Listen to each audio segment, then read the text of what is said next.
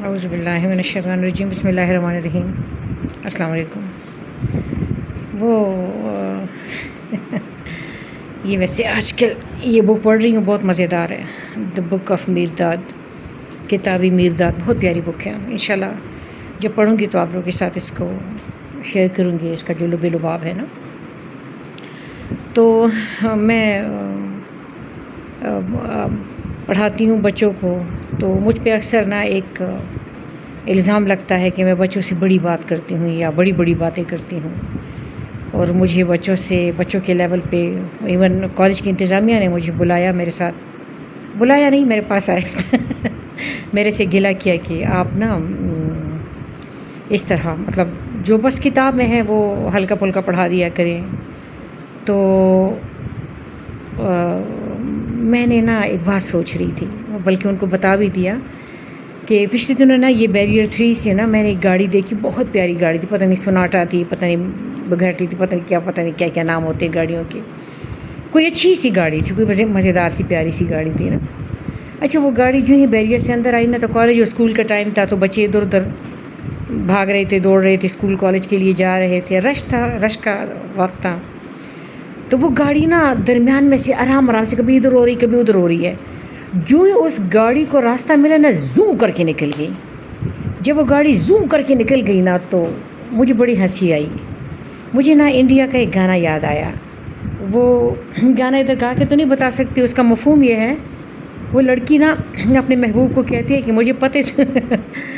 پتہ تو میری وجہ سے تباہ ہو رہا ہے، پر میں کہاں لے جاؤں اپنی لونگ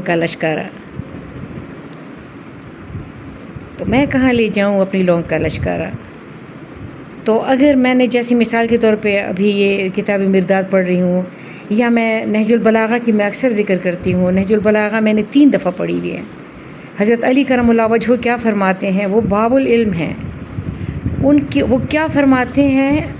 اگر مجھے پتہ چل گیا نا تو یہ یاد رکھنا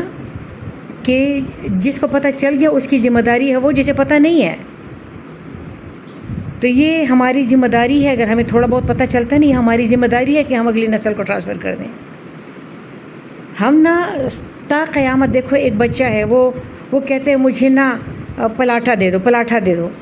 اب میں بھی اسے کہوں یہ پراٹھا لے لو، تو وہ پراٹھا کب سیکھے گا؟ تو اگر میں بچوں سے،